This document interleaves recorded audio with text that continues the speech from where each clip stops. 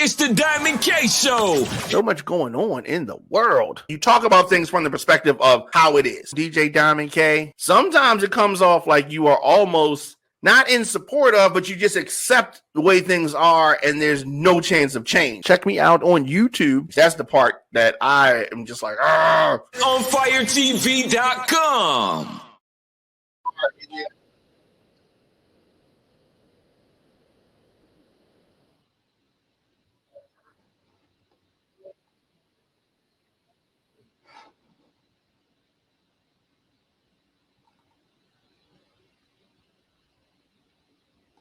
Looking for food that feeds your soul?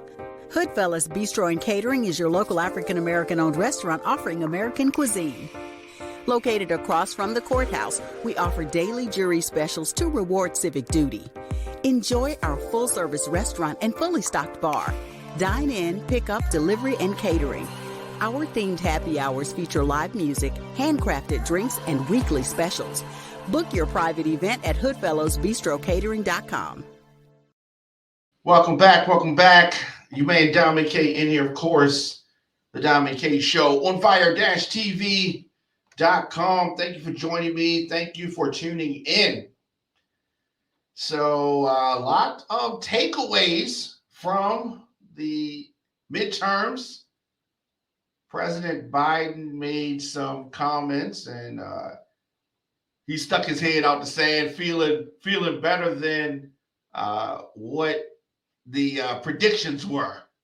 You know, they were predicting there was going to be a what do they call it? A red wave. It was going to be all of these Republican victories, and there were Republican victories. Definitely were Republican victories, but it was not the wipeout that mainstream media was calling for. According to the narrative, I mean, Republicans, I think, had a disastrous night, really.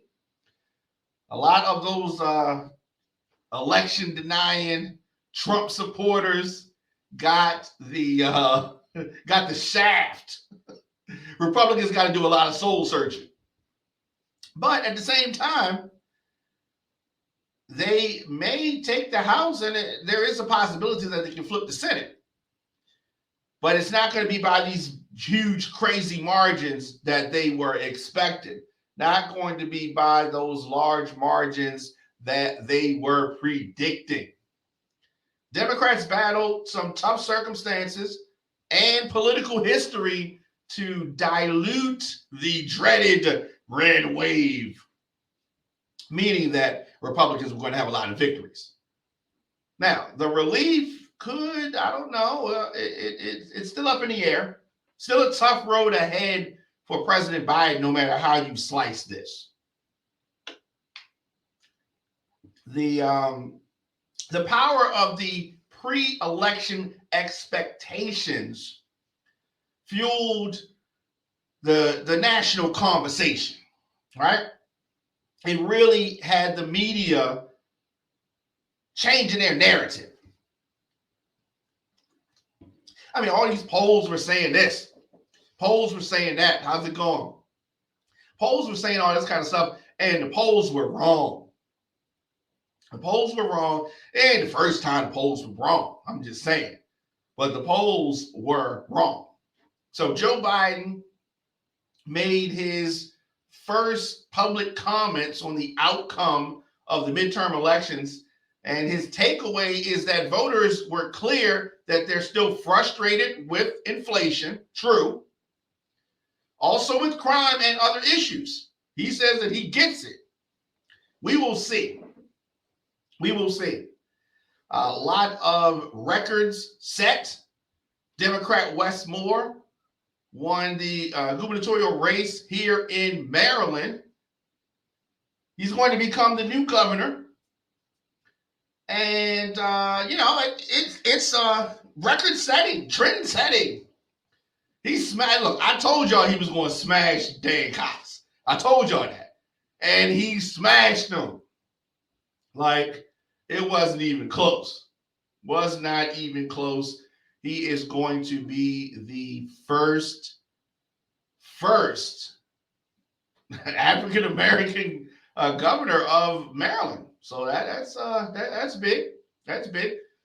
Governor Hogan congratulated Moore on his victory, and Dan Cox, of course, did not concede. Of course, in true Trump supporter fashion, he could not concede, even though he got his ass whooped. He got his ass whooped. How's it going? How's it going, Tracy? So he can do whatever he wants to do. But that was the initial thing, right? Now, I'm surprised that eventually Cox did concede. Wednesday, conceded the race. In a tweet, Cox said that in part, please join me in praying for him and his family and that our state will be free.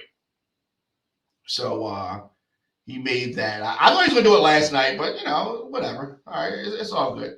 So he's saying on Instagram, I pray he brings change. Seriously, the city needs real leaders. Oh, absolutely. Absolutely. Maryland, Baltimore, everything needs leaders. And we have not had that. Of course, Moore received some high-profile endorsements. Former President Obama, Oprah. It was a whole bunch of endorsements for him. Been a long, hard race, but that is over, and I think that Maryland is going to be better off. I think Maryland is going to be better off. We're going to see. But like I said, there were a lot of firsts in states across this country. Women, LGBTQ, and of course, Black candidates were elected to congressional seats and governor's offices as part of a new generation of political leaders. We're getting some new folks in there. People have been talking about we need new blood. We're getting some new folks.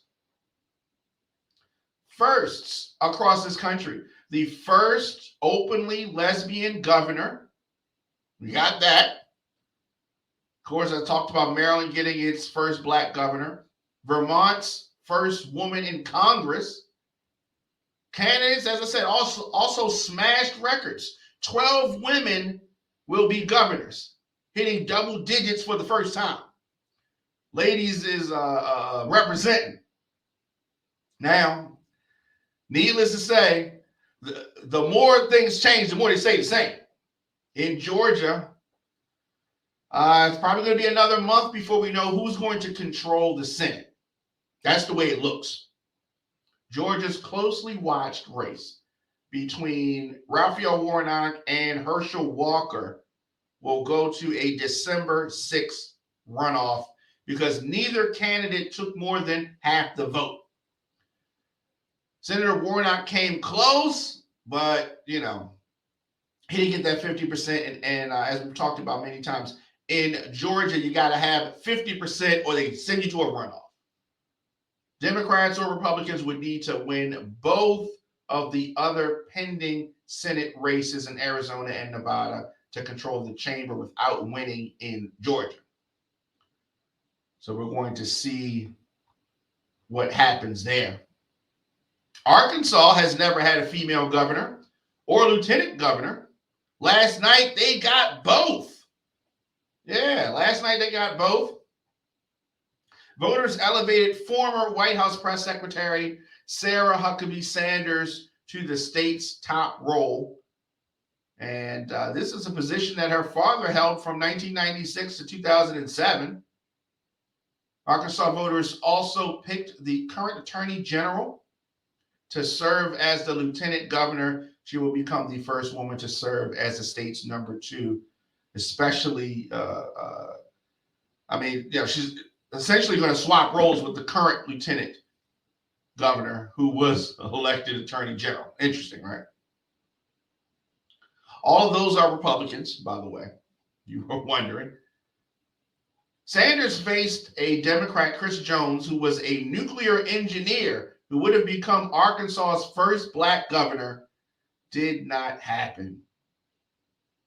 Today, he congratulated Sanders, saying that history was made. Sarah's election has shown women, including my little girls, that being a woman is no longer a barrier to becoming governor of our state.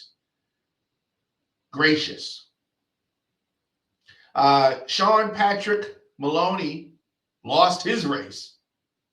He was the chairman of the DCCC, departing after speaking to reporters this morning. So the Democrats have lost stuff. Let me say that.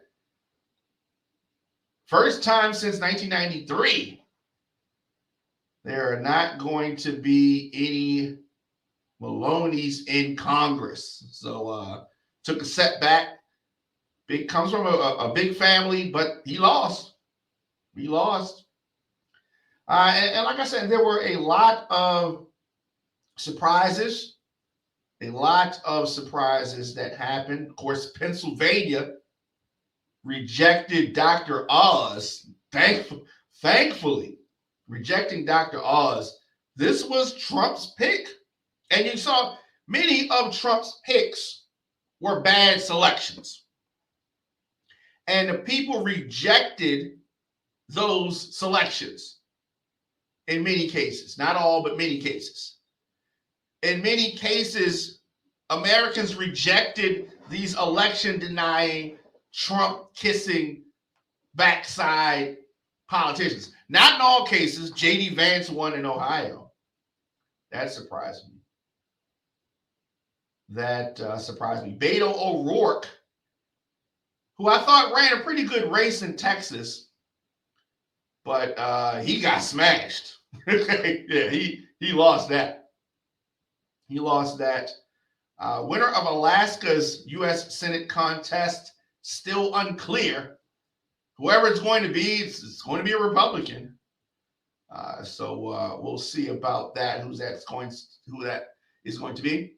Texas Attorney General Ken Paxton won re-election Tuesday, but aside from the fact, despite the fact that he has all of these controversies, including disciplinary action by the state bar, an FBI investigation, and a long-delayed trial on securities fraud charges.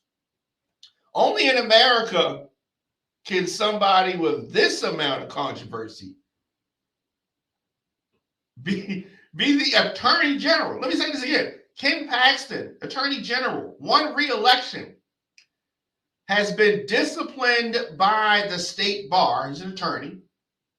He's under FBI investigation and is postponing a trial on securities fraud. I mean, it's crazy. Pennsylvania, Summer Lee has made history as Pennsylvania's first black congresswoman with her election. Well, that is big. Lee has served as a state representative since 2019. Speaking to supporters at a watch party, she called their event a scaled down thing because we've been through it. We had to go through ugly to get here, she said. There is a reason why there has never been a black woman ever serving in Congress in the history of Pennsylvania. So I can assure you they're not going to let up on us. They're not going to relent, she said. She defeated Republican Mike Doyle, who conceded last night. Oh, yeah. Speaking of Pennsylvania, Doug Mastriano, the Republican nominee, he was a Trump supporter and endorsed. Yeah, he got the shaft. He got the shaft. Democrat Josh Shapiro defeated him. Has not conceded as of yet. I mean, it's all good. You know what I mean? It's all good. We talked about Dr. Oz losing to John Fetterman. Yeah, it's It's been a very interesting time. Abortion rights in Kentucky, the advocates for that saw a clear vindication in that the state's rejection of an amendment that would have provided legal protections for a ban on abortions in Kentucky. Yeah. Kentuckians said, no, we ain't having that. We ain't having that. And we talked about New York. I guess there are a couple other New York things that we can go into. But Michigan's, we talk about abortion. Michigan, California, and Vermont voters have enshrined the right to abortion in their state constitutions as of yesterday. And in Kentucky, which is a highly heavy Republican state, voters declared there is no state constitutional right to abortion. Yeah, it was a lot. It was a lot, so much. Of course, we're not going to touch on every single race. In Georgia, Stacey Abrams did not win, was not victorious. Sad day for Georgia. Sad day, but Brian Kemp victorious again. Talk about, you get what you get. You get what you wanted. Okay, that's what y'all want. I just don't think enough of us came out, voted in Georgia. It doesn't seem like it. We talked about Fetterman in Pennsylvania, J.D. Vance in Ohio, Mike Bennett in Colorado, Ted Budd in North Carolina, Greg Abbott victorious in Texas. We talked a little bit about that. Ron DeSantis victorious in Florida. Tony Evers in Wisconsin, all victorious. Gretchen Whitmer in Michigan. People were, the Republicans were acting like, oh, she was going to lose.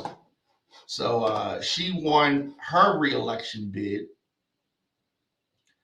And all right, so I see BJ. What Stacey? I mean, there's no excuse. She lost the race. Kemp won. Okay, yes, I do owe you $5. You're right about that. Before you even bring it up, no excuse. I mean, you win, you lose. I mean, J.D. Vance, I didn't think he was going to win, but he won. So I mean, DeSantis, Rubio, all victorious in their reelections. So a lot of takeaways for this midterm. Democrat Hobbs is leading the loudmouth Republican Kari Lake in Arizona. We're going to see who wins that gubernatorial jousting. Very interesting, because she's been more Trump than Trump. More election denial. What do you mean election denial? I've said the winners. I've said the losers. People that I didn't want to win, they won. I still said it. BJ? What are you talking about? What are you talking about? And so who else? There's been a whole lot. There's been a whole lot. So many races, and the big takeaway is that I think even Republicans are showing that they're tired of Trump. They are tired of the election deniers. They are tired of that. I think that the Republican Party took their first big step towards moving away from Donald Trump. I think so. Stacey Abrams is USA #1 election denier. No, she is not. I don't know what you have against Stacey Abrams, Barnabas. I don't know. What do you have? Maybe you got something for her. Maybe you like her. Are you feeling her? you want to hit that. I don't know. I think she made like girls, but maybe you find her attractive because you like talking about her a whole lot. You like talking about her a whole lot. On the ballot here in Maryland and also in Missouri, voters approved recreational marijuana. What's going on, Frank? Voters approved recreational marijuana in Maryland and Missouri, but rejected it in 2 other states, signaling support gradually growing for the legalization even in conservative parts of the country. The results mean that 21 states have now approved marijuana recreational use. Arkansas and North Dakota voters rejected legalization. Those proposals were on the ballot, but so a similar initiative went before voters in South Dakota, but as of today, it was too early to call. Advocates said that the results send a message to lawmakers in Washington about support for the country, around the country, for the legalization of marijuana. So it is going to be, Frankie, it's not yet, but it is going to be. Voters have voted for it. A growing number of voters recognize that cannabis policy reform is in the best interest of public health and safety, criminal justice reform, social equity, and personal freedom. So the state voting follows moves by President Biden towards decriminalizing marijuana. Biden last month announced that he was pardoning thousands of Americans convicted of simple possession of marijuana under federal law. So I think this is a good thing. How much recreational use? It depends on a lot. It depends on a lot. It just got voted on yesterday. They haven't outlined everything yet. Goodness gracious, you ready to smoke already? So we're talking about Maryland. Maryland is going to make changes in criminal law and create automatic expungements of past marijuana possession convictions. So that is a good thing. That is a good thing. Heading into the election, recreational marijuana was legal in 19 states, and polls have shown opposition to legalization softening. All of the states with recreational marijuana on the ballot, except for Maryland, voted for Donald Trump in the 2020 election. So you went to eat what? Oh, that is edibles, right? Okay. I mean, do what you do. You know what I mean? So that is interesting. 5 states that held votes on Tuesday have legal medical marijuana programs. That includes Arkansas, which in 2016 became the first Bible Belt state to approve medical marijuana. So the state's dispensaries opened in 2019. This is in Arkansas. And more than 91,000 patients have cards to legally buy marijuana for medical conditions. Yeah, so that is, the voters have spoken. The voters have spoken so much. So many takeaways from last night. And, hopefully you participated. Hopefully you understand, especially in these local elections, how important it is. Now, Democrats had a strong night. Republicans, had a decent night, but it wasn't nearly what they were calling for. But that's what it is. Republican concedes the race in the New Mexico House seat.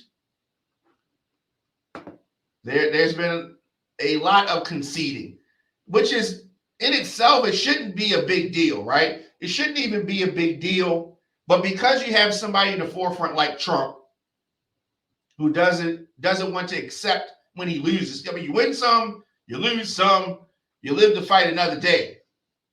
And that's what Pops told Craig in Friday, and it's true. It is true. So another concession just happening in the New Mexico race. Republicans are moving closer towards a House win, but they're not there yet. They are not there yet, and I think that is a good thing. Let's see. Let's get all these votes counted, and let's work through this thing, and then let's see what's going on after that. Just tuning in, it's your man Diamond K in here, of course, the Diamond K Show on fire-tv.com. Let's do this. Take a quick break, and then we're going to come back, and I want to talk about Brittney Griner. Biden hopes that Putin will negotiate her release, but things are looking really down for her. Really down. Let's take a quick break, and we'll be back with more of the program after this. The defense wanted to call a forensic accountant, and this accountant is supposed to testify that Mosby's net worth declined by at least 30% in the spring of 2020 as a result of the COVID-19 pandemic. Oh, and the prosecution hates that. See, because here's my thing. Every business was affected by COVID, unless your business was to spread COVID. So the prosecution's like, oh, no, she's going to actually prove her case. We don't want this to happen. We don't want any testimony from this witness. So they didn't want the testimony. Of course, this at the core is her defense. Mosby had a travel-related business. The travel industry was impacted severely by COVID. It's the Diamond K Show. Hear it on firetv.com. Welcome back. You made Diamond K in here. President Biden said today that he hopes that Putin will be willing to negotiate the release of Brittney Griner now that the elections, the midterms are over. He said this, my hope is that now that the election is over, Mr. Putin will be able to discuss with us and will be willing to talk more seriously about a prisoner exchange, Biden told reporters at a news conference. He spoke with Griner's lawyers, and they revealed that she has been sent to a penal colony to serve her sentence for drug possession. Not looking good. Officials have tried for months to negotiate the release of the basketball player and another American jailed in Russia, Paul Whelan, but there have been no signs of any progress. Doesn't seem like it is going anywhere. A diplomatic resolution has taken on new urgency after the court rejected an appeal of her 9-year sentence last month. The 8-time All-Star center with the WNBA Phoenix Mercury and 2-time Olympic gold medalist, it is a sad situation, unfortunately. Convicted in August after they found a vape canister containing cannabis oil in her luggage, and it has been downhill from then on. Her arrest, of course, came at a time of heightened tensions between Russia and Moscow. So who knows how that's going to go? I have no idea, but it does not look good. Today's broadcast was brought to you in part by City View Bar and Grill. City View is a family-friendly, casual dining bar and restaurant, providing high-quality food and good old-fashioned friendly service. At City View Bar and Grill, you can live every hour like it's happy hour. The food is mouth-watering, the atmosphere is fun, energetic, and mature. Located at 6700 Security Boulevard in Gwynn Oak, Maryland, a.k.a. Woodlawn, it is the City View Bar and Grill. Stop in today or visit cityviewmd.com. That's cityviewmd.com. The 2022 Baltimore Crown Awards goes down Saturday, November the 19th at The Garage. 6 Lafayette Avenue in Baltimore. This year's celebration is an Emerald Party. There is a dress code. It's emerald green, and that is to celebrate the 16-year anniversary of the Baltimore Scene movement. Please come dressed in the theme and the color for a visual unity that reflects the theme for the evening. It's hosted by comedian Desi Alexander. You can cast your votes right now. Visit thebaltimorescene.org. We will see you Saturday, November the 19th, 2022 for the Baltimore Crown Awards. Welcome back. Welcome back. You're ready to Diamond K in here, of course, the Diamond K Show on all social media and at the Diamond K Show. So Baltimore police are seeking the identity of an individual in the shooting investigation of a 13-year-old girl. 13-year-old.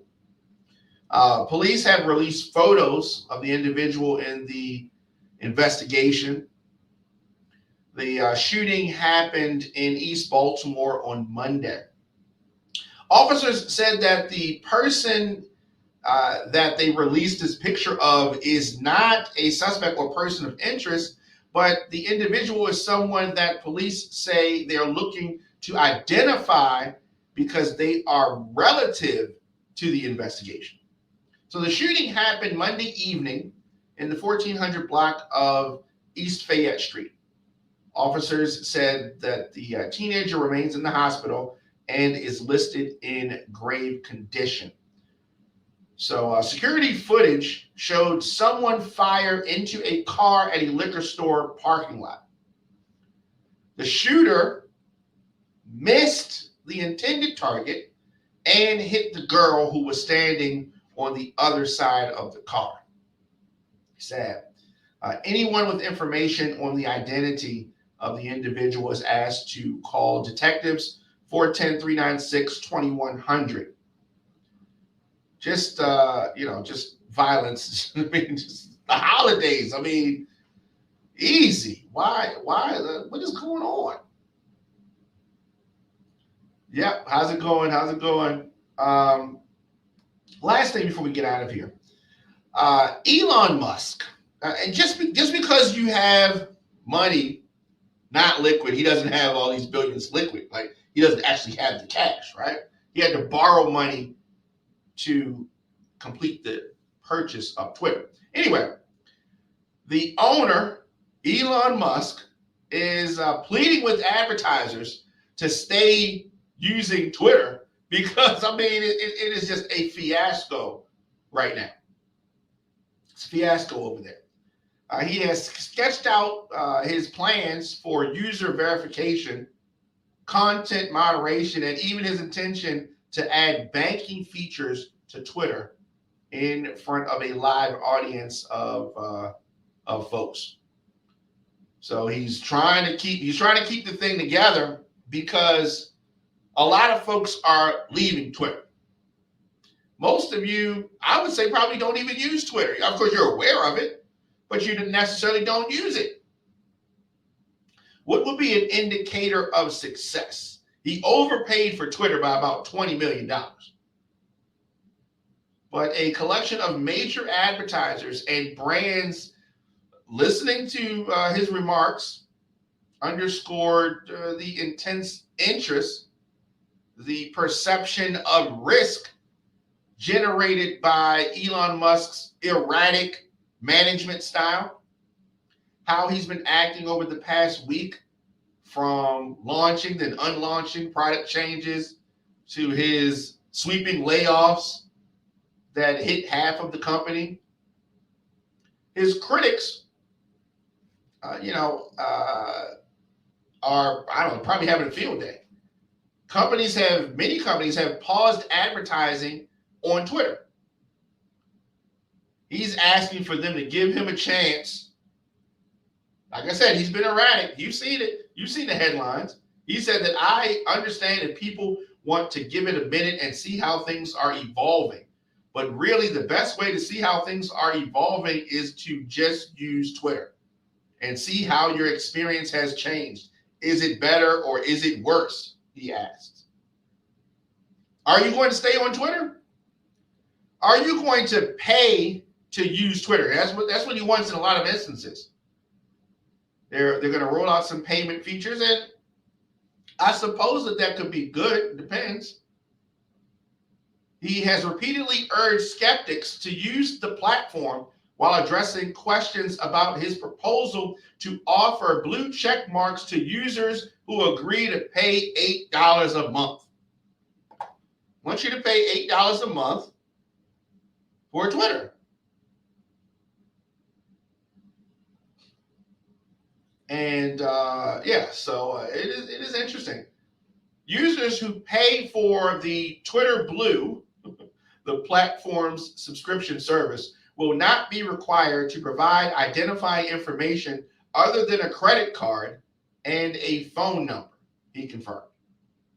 Twitter will eventually default to displaying tweets from Twitter Blue subscribers, while tweets from users who do not pay for a blue check mark would be relegated to a separate page on the site and effectively buried unless viewers sought out that material.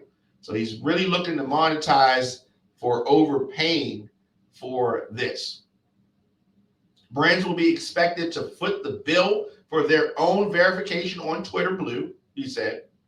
He did not go into the specifics about a separate gray verification badge that Twitter is developing for major brands, government accounts, and media outlets.